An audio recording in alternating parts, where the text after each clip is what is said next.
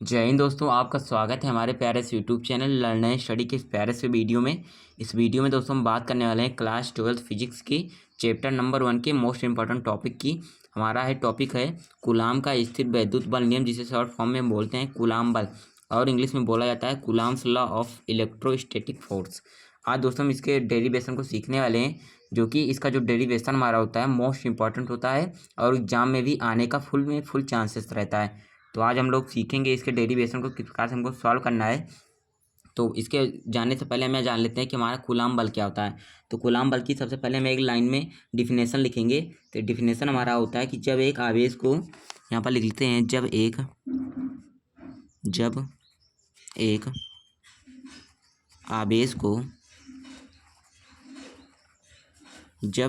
आवेश को दूसरे आवेश के पास रखा जाता है, ये हमारा दोस्तों डिफिनेशन होता है।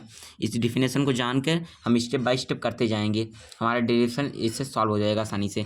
जब एक आवेश को दूसरे आवेश के पास रखा जाता है, जब एक आवेश को दूसरे आवेश के पास रखा जाता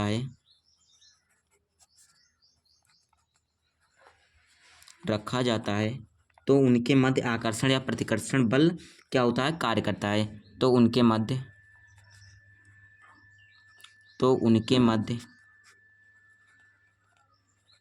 क्या होता है, तो उनके मध्य आकर्षण या प्रतिकर्षण बल कार्यरत होता है, फिर कार्य करता है। तो उनके मध्य आकर्षण बल, यानी कि जो आवेश दो हमारे होंगे वो आकर्षण भी कर सकते हैं और क्या होते हैं, प्रतिकर्षण भी कर सकते हैं। आप लोगों को पता होगा जो समान जात के आवेश होते हैं वो क्या करते हैं, समान जात के आवेश वो प्रतिकर्षण करते हैं और विपरीत जात के आवेश क्या होते हैं, आकर्षण करते हैं। तो ये हमें जानना जरूरी था। क्या होता है जब उनके मध्य आकर्षण या प्रतिकर्षण होता है, आकर्षण या प्रतिकर्षण होता है, आकर्षण या प्रतिकर्षण होता है, जिसे स्थिर वैद्युत बल या फिर कूलाम बल कहते हैं। जिसे स्थिर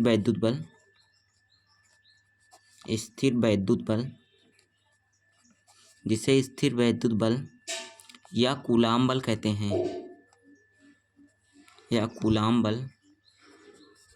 हैं, ये हमारा होता है कूलाम बल का डिफिनेशन। अब हम स्टेप बाय स्टेप करते जाते हैं, हमारा जिससे हमारा डिफिनेशन जिससे हमारा जो जिसे हमें प्रूव करना है वो हमारा आसानी से प्रूव हो जाएगा। तो यहाँ पर बोल रहा है जब एक आवेश को दूसरे आवेश के पास रखा जाता है, तो हम सबसे पहले यहाँ पर क्या करते हैं, एक आवेश को हम मान लेते हैं Q1 एंड दूसरे आवेश को हम क्या मान लेते हैं Q2। ये हमारा क्या होता है, बिंदुवत आवेश होगा, यानी बिंदु के समान। तो यहाँ पर एक आवेश मान लेते हैं हम Q1, ये हमारा एक आवेश है Q1। यहाँ पर एक आवेश हमारा हो जाएगा Q2, ये हमारा होगा Q1, एक आवेश हमारा होगा Q2। तो इसके बीच की जो हमारी दूरी है इसे हम क्या मान लेते हैं, R मान लेते हैं। इसके बीच की दूरी हमारी क्या हो गई, R हो गई। यानी दो हमारे आवेश हैं, एक हमारा होगा Q1, एक हमारा होगा Q2। तो ये हमारा इसका और इसके बीच की दूरी हमारी हो गई R। तो इसमें क्या होता है हमारा, जो इस आवेशों के मध्य लगने वाला बल होता है, यहाँ पर लिखता हूँ, आवेशों के मध्य लगने वाला बल हमारा क्या होता है, इन दोनों आवेशों के गुणनफल के समानुपाती होता है। यानी कि Q1 और Q2 के गुणनफल के क्या होता है, समानुपाती होता है। तो यहाँ पर लिखेंगे F बराबर Q1 इंटू में Q2। ये हमारा क्या होगा, इक्वेशन नंबर फर्स्ट। मैंने आपको बताया जो इन दोनों आवेशों के गुणनफल के बीच जो इन दोनों आवेशों के गुणनफल के समानुपाती होता है, तो हमारा इस पर लगने वाला बल जो होता है। और यहाँ पर दूसरा हमारा होता है, इसमें हमारा जो सेकंड बल लगेगा हमारा क्या होगा, इनके बीच की दूरी, यानी दूरी हमारी क्या है, R है। इन दोनों के बीच की दूरी की वर्ग क्या होता है, व्युत्क्रमानुपाती होता है। तो यहाँ पर लिखेंगे F प्रोपोर्शनली 1/r स्क्वायर, यानी कि इनके बीच की दूरी के वर्ग के, ये हमारा दूरी है R है, इसके वर्ग के व्युत्क्रमानुपाती होता है। तो यहाँ पर लिख लेते हैं, ये हमारा होगा इक्वेशन नंबर सेकंड। इसे मान लेते हैं इक्वेशन नंबर फर्स्ट एंड इसे मान लेते हैं इक्वेशन नंबर सेकंड। मैंने आपको बताया कि इन दोनों बिंदुवत आवेशों के गुणनफल के समानुपाती होता है इन पर लगने वाला बल, एंड सेकंड बताया इन दोनों के बीच की दूरी के वर्ग के व्युत्क्रमानुपाती होता है इन पर लगने वाला फोर्स यानी बल। तो अब हम क्या करते हैं, यहाँ पर लिख लेते हैं समीकरण 1 तथा समीकरण 2 से। तो यहाँ पर लिख लेते हैं समीकरण 1 व समीकरण 2 से, 1 और समीकरण 2 से।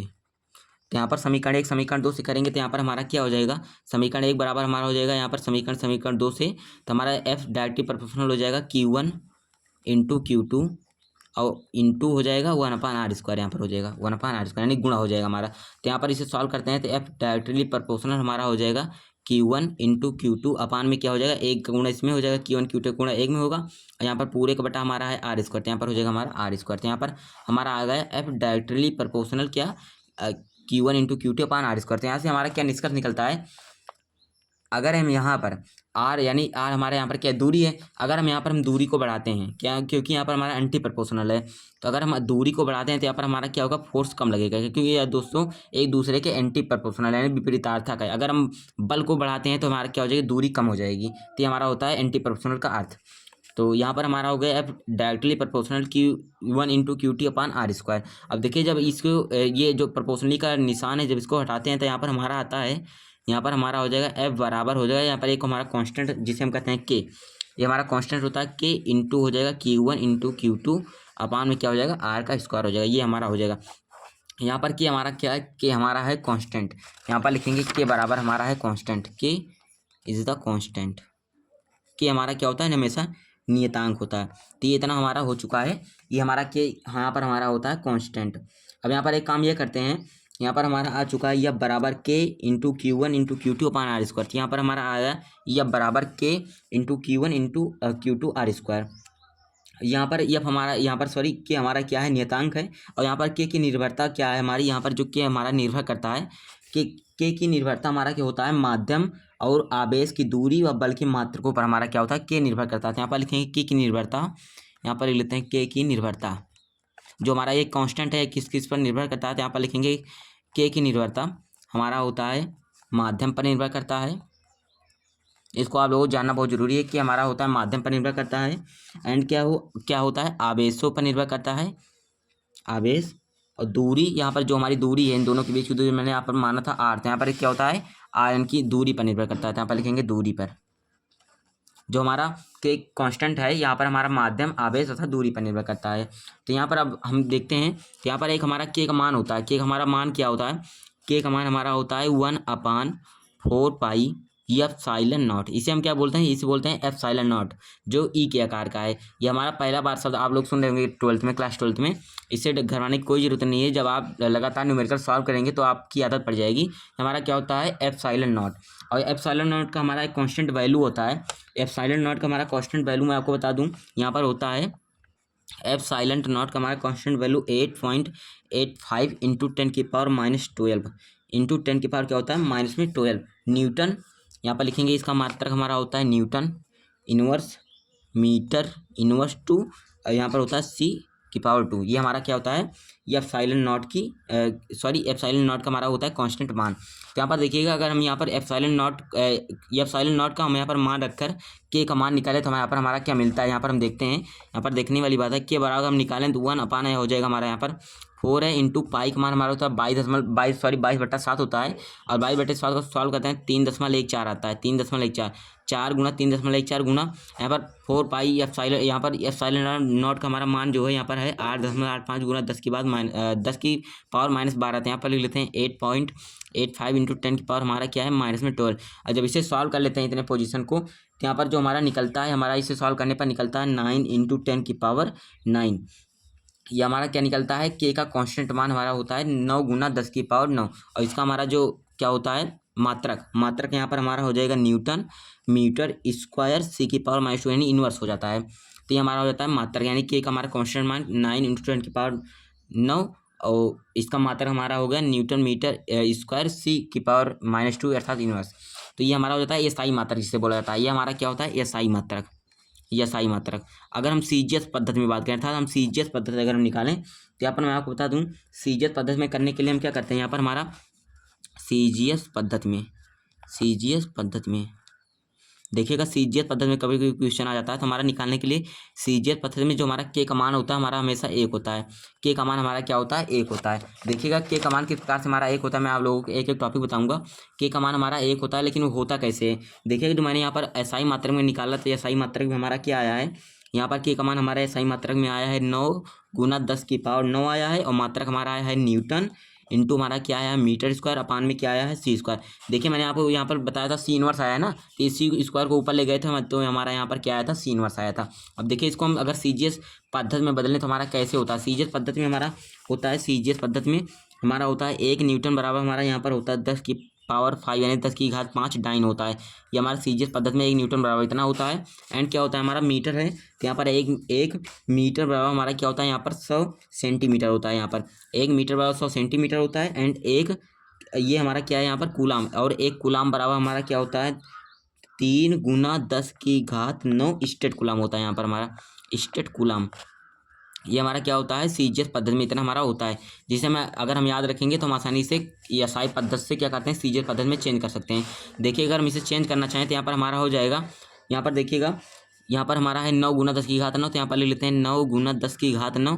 यहाँ पर देखिए गुना लगाते हैं, 1 न्यूटन बराबर हमने यहाँ पर लिखा है हाँ 1 न्यूटन बराबर मैंने लिखा 10 की पावर 5 डाइन, तो यहाँ पर लिख लेते हैं 10 की घात 5 यानी 10 की पावर 5। गुना लगा तो गुना लगा लेते हैं मीटर स्क्वायर, यानी मैंने आपको बताया यहाँ पर 1 मीटर बराबर हमारा सीजीएस पद्धति में होता है 100 सेंटीमीटर। तो यहाँ पर लिख लेते हैं 100, और 100 को हम लिख सकते हैं 10 की घात 2, तो यहाँ पर लिख लेते हैं 10 की घात 2, पूरा का होल स्क्वायर है तो यहाँ पर होल स्क्वायर लगा लेते हैं। अपान में लगाएंगे, यहाँ पर मैंने बताया कूलाम हमारा यहाँ पर है, यहाँ पर देखिए कूलाम स्क्वायर है, यहाँ पर कूलाम होता है हमारा 3 गुना 10 की घात 9 है, तो यहाँ पर हमारा हो जाएगा 3 गुना 10 की घात 9 पूरे का होल स्क्वायर, क्योंकि यहाँ पर होल स्क्वायर यहाँ पर लगाया था, यहाँ पर हो जाएगा 3 गुना 10 की घात 9 और पूरे एक हमारा हो जाएगा होल स्क्वायर। इतना हमारा होगा जब इसे हम सॉल्व करते हैं। और यहाँ पर देखिए अगर हम मात्रक की बात करें तो हमारा हो जाएगा मात्रक डाइन, यहाँ पर मैंने आपको बताया यहाँ पर मात्रक हमारा हो जाएगा डाइन। और क्या हो जाएगा, यहाँ पर है सेंटीमीटर, तो यहाँ पर स्क्वायर लगा है, यहाँ पर स्क्वायर लगा तो हमारा हो जाएगा सेंटीमीटर स्क्वायर।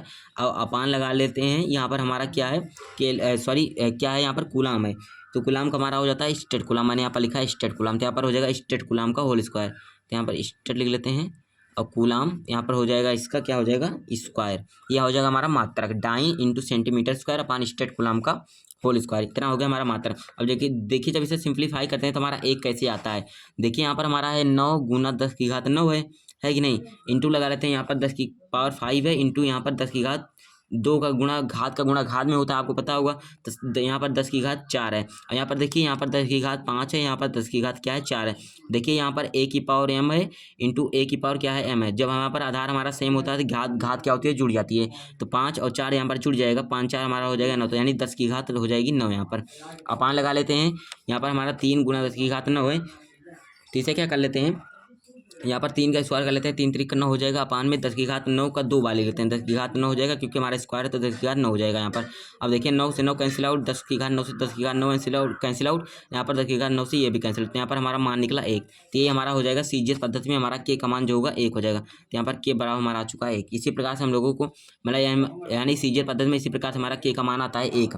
तो यही हमारा होगा इस यानी कि कूलाम बल का जो हमारा होता है कांस्टेंट, यानी जो हमारा कूलाम बल का जो हमने इसको प्रूव किया तो हमारा यहाँ पर निकला F बराबर के इंटू Q1 इंटू Q2 अपान में R स्क्वायर। अगर एसआई पद्धति में पूछे तो 9 गुना 10 की घात 9 लिखना है, अगर सीजीएस पद्धति में पूछे तो के का मान हमें यहाँ पर 1 रखना है। आइए फ्रेंड्स आपको समझ में आ गया होगा कि कैसे हमको इसको प्रूव करना है। अगर फ्रेंड्स वीडियो पसंद आई है तो वीडियो को लाइक कर दें, एंड चैनल पर नए हैं तो चैनल को सब्सक्राइब कर दें। मिलते हैं नेक्स्ट वीडियो में इसी के साथ, थैंक यू।